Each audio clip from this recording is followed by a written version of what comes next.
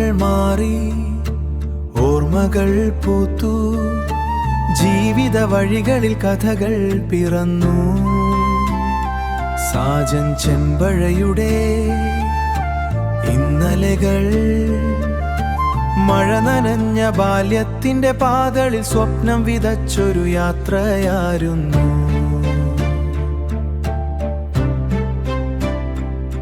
ഏവർക്കും നമസ്കാരം. ഇന്നലകളുടെ 2ാം ദിവസത്തിലേക്ക് ഏവർക്കും കൃത്യമായ സ്വാഗതം. എന്റെ ഇന്നലകളുടെ കഴിഞ്ഞകാല ഓർമ്മകളിലേക്ക് കടന്നു പോകുമ്പോൾ എടുത്തു പറയേണ്ടതാണ് എന്റെ ബാല്യകാലം. ജനിച്ച് 1 വർഷം കഴിഞ്ഞ് 2 മാസമുള്ളപ്പോൾ, കൃത്യം 26 മാസമുള്ളപ്പോൾ എനിക്ക് ഞങ്ങളുടെ കുടുംബത്തിലേക്ക് വീണ്ടും ഒരു അതിഥി എത്തി. എന്റെ അനിയത്തി സജിനി. സ്വയമായിട്ടറിയാമല്ലോ, കുഞ്ഞായിരുന്ന എന്റെ കാര്യങ്ങൾ പിന്നീടെല്ലാം നോക്കിയത് എന്റെ 2 കൊച്ചമ്മമാരും അപ്പച്ചനും അമ്മച്ചിയും അങ്കിളും ഒക്കെയാണ്. എന്നാ മമ്മി നോക്കിയെന്നല്ല, മമ്മിക്ക് കുഞ്ഞിനെ നോക്കേണ്ട കാര്യങ്ങളൊക്കെ ഉള്ളത് കൊണ്ട് എന്റെ കൂടുതൽ കാര്യങ്ങൾ ശ്രദ്ധിച്ചിരുന്നത് എന്റെ കൊച്ചമ്മമാരായിരുന്നു, പിന്നെ അമ്മച്ചിയായിരുന്നു, അപ്പച്ചനായിരുന്നു.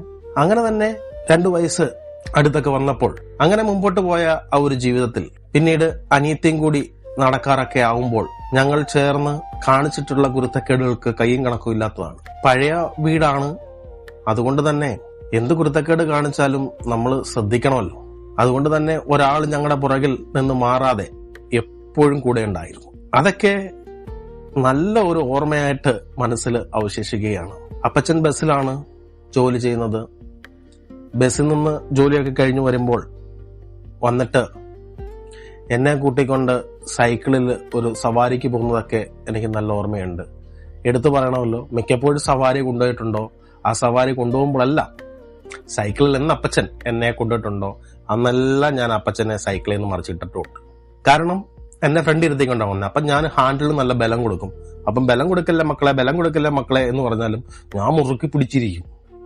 അപ്പൊ ആ മുറുക്കി പിടിച്ചിരിക്കുമ്പോൾ തന്നെ ഹാൻഡിലിന് ബലം കൂടിയിട്ട് എവിടെയെങ്കിലും ഒക്കെ വെട്ടിമാറി ഒരു ആക്സിഡന്റ്, ഒരു ചെറിയ രീതിയിൽ കൈയും കാലും പൊട്ടിച്ച് മുറിച്ചുകൊണ്ട് പോകുന്ന ആ ഒരു അനുഭവം തന്നെയാണ് മിക്കപ്പോഴും ഉണ്ടായിട്ടുള്ളത്.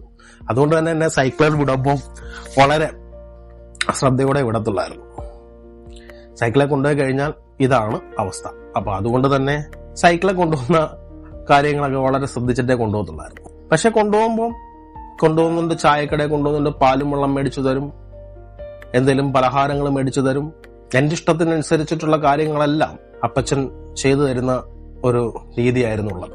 തിരിച്ചു വീട്ടിലെത്തിയാലും അതുപോലെ തന്നെ കൊച്ചമ്മമാരുടെയും അമ്മച്ചിയുടെയും ഒക്കെയുള്ള അമിതമായ സ്നേഹം, വാത്സല്യം, ഇതെല്ലാം ഉൾക്കൊണ്ടിട്ട് ഒരു ചട്ടമ്പിയാട്ടിങ്ങനെ വളർന്നു വന്നുകൊണ്ടിരുന്നു. അപ്പോൾ ഞാൻ എടുത്തു പറയട്ടെ, കുരുത്തക്കേടിനൊന്നും യാതൊരു കുറവില്ലായിരുന്നു. ഇഷ്ടം പോലെ കുരുത്തക്കേട് കാണിച്ചു, ഇഷ്ടം പോലെ തല്ല് മേടിച്ചു. ആ ബാല്യകാലത്തിലെ നല്ല നല്ല ഓർമ്മകൾ ഓർത്തെടുക്കുമ്പോൾ ഇന്ന് ചിരി വരുന്നുണ്ട്. അതിലെടുത്തു പറയേണ്ട ഒരു പ്രധാനപ്പെട്ട കാര്യമാണ്, സ്ഥിരമായിട്ട് ഞാൻ കുരുത്തക്കേട് കാണിക്കുന്നത് കൊണ്ട് തന്നെ മിക്കപ്പോഴും ആശുപത്രിയിലൊക്കെ പോകേണ്ടെന്ന് വരുമായിരുന്നു. അതിലെ ഈ ആശുപത്രി പോകുന്ന കാര്യം പറയുമ്പോഴാണ്, ഈ പനി പിടിച്ചിട്ടോ മറ്റുള്ള കാര്യത്തിലൊന്നുമല്ല, ഞാൻ കാണിക്കുന്ന കുരുത്തക്കേടിന്റെ പുറത്താണ് ഈ ആശുപത്രി പോക്കൊക്കെ വരുന്നത്. ആദ്യം ചെയ്ത പരിപാടി എന്താണെന്നറിയാമോ? ചെറിയ പേപ്പർ ചുരുട്ടി മൂക്കിൽ വെച്ചു, മൂക്കിൽ കുത്തിക്കയറ്റി വെച്ചു. 2 ദിവസം അത് അങ്ങനെ ഇരുന്നു. അത് 3ന്റെ അന്നങ്ങാണ്ടാണ് ആശുപത്രി കൊണ്ടേ ആദ്യം എടുക്കുന്നത്. പിന്നീട് കുറച്ചു ദിവസം കഴിഞ്ഞപ്പം വീണ്ടും ഒരാഗ്രഹം, മൂക്കിൽ എന്തെങ്കിലും സാധനം വേറെ കിടണമല്ലോ. അങ്ങനെ 2ാമത്തെ തവണ മൂക്കില് കയറ്റിയത്, മൂക്കില് എടുത്തു വെച്ചത് മാലയുടെ മുത്തായിരുന്നു. അതും ഈ പറഞ്ഞതിന്റെ കൂട്ട് 1-2 ദിവസം അങ്ങാണ്ട് മൂക്കിനകത്ത് ഇരുന്നു. ഓർക്കണം, തല്ലുകൊള്ളാത്തതിന്റെ എല്ലാ അഹങ്കാരങ്ങളും ഉള്ളതുകൊണ്ട്, അപ്പം ഇതൊക്കെ ചെയ്ത് വെച്ചേക്കുന്നത് സ്പോട്ടിൽ അടി തരാത്തത് കൊണ്ട് വീട്ടിൽ വന്നിട്ട് പിന്നെ അടി തരാമെന്നുള്ള രീതിയിലൊക്കെ പെൻഡിങ് വെച്ചിരുന്നു. അന്നേരമൊക്കെ കിട്ടിയിട്ടുമുണ്ട്.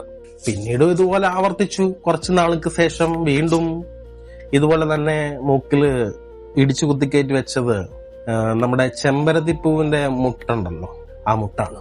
അപ്പം ഈ 2 തവണയും എടുക്കാനായിട്ട് ആശുപത്രി ഡോക്ടറെ അടുത്ത് ചെല്ലുമ്പോൾ ഡോക്ടർ പറയുന്നുണ്ട്, മോനെ ഇതിങ്ങനെ ചെയ്യരുത്, നീ മരിച്ചു പോവും, നീ ഇതായി പോവും, നിനക്ക് ഭയങ്കര ബുദ്ധിമുട്ട് വരും. എവിടെ നമ്മൾ കേൾക്കാൻ. അങ്ങനെ 3ാമത്തെ തവണ ഈ ചെമ്പരത്തിപ്പൂവിന്റെ മുട്ടും വെച്ചുകൊണ്ട് പോയി. ഡോക്ടർ അതെടുത്തു.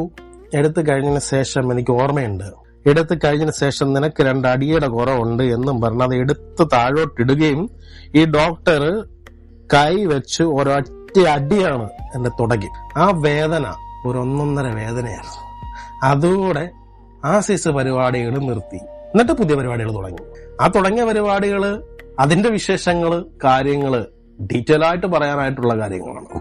അതിനൊരു സൂചന തന്ന് ഞാൻ ഇന്നത്തെ എപ്പിസോഡ് അവസാനിപ്പിക്കാം. നമ്മുടെ നാട്ടില് കായംകുളം ജംബോ സർക്കസ് ആണോ ജെമിനി സർക്കസ് ആണോ അതെനിക്ക് കൃത്യമായിട്ട് അറിയത്തില്ല. ആ സർക്കസ് കാണാൻ പോയി. ആ സർക്കസിലെ കുറച്ച് രംഗങ്ങളെല്ലാം കണ്ടിട്ട് അത് അതേപോലെ ഇമിറ്റേറ്റ് ചെയ്യാനായിട്ട് ശ്രമിച്ച് ഒരു കൈ പൊള്ളിയ കേസുണ്ട്. നല്ല വേദനയായിരുന്നു. അങ്ങനെയാണ് തീയോടുള്ള കളി, ഈ ചെറുപ്പകാലത്തുള്ള തീയോടുള്ള കളി അവസാനിപ്പിക്കുന്നത്. കൈ നല്ലോണമൊക്കെ പൊള്ളിയപ്പോൾ, അതായത് കിട്ടേണ്ടത് കിട്ടിയപ്പോൾ പഠിച്ചു. അങ്ങനെ ജീവിതത്തിൽ ഒരുപാട് ഓർമ്മകളുണ്ട്. നല്ലൊരു ഓർമ്മകളുമായി വീണ്ടും നാളെ കാണാമെന്ന പ്രതീക്ഷയോടെ നിർത്തട്ടെ. ഏവർക്കും ശുഭരാത്രി നേർന്നുകൊണ്ട് നിർത്തുന്നു. നന്ദി.